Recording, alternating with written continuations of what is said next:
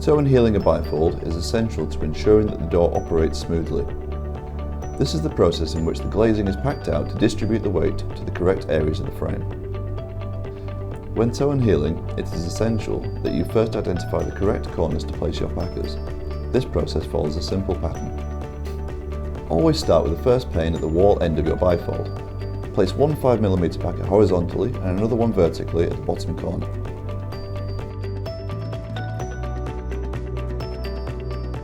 Introduce the glass to the panel and use your glazing paddle to place your next packers in the opposite top corner of the same sash.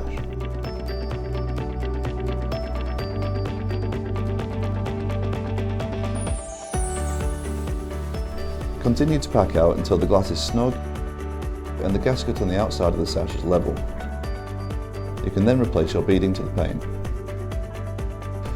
On the next sash, the packers should be placed at the bottom corner nearest to the wheels.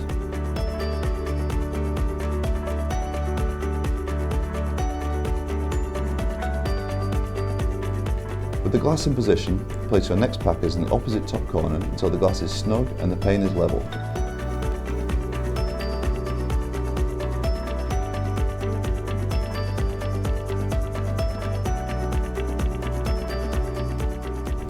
Replace the beading to the sash. This should create a V shape in where the packers have been placed so far. Continue in the zigzag formation by placing your next packers in the opposite bottom corner, again closest to the wheels. Position the glass within the pane before replacing the next packers to the opposite top corner. Continue to pack out until the glass is snug and the gasket on the outside of the sash is level. You can then replace the beading to the sash. Continue this pattern for any additional doors until your bifold is completely toe and heeled.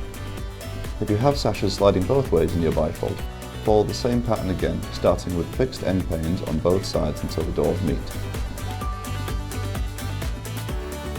Finish by applying wedge gasket between the bead and glass on every sash.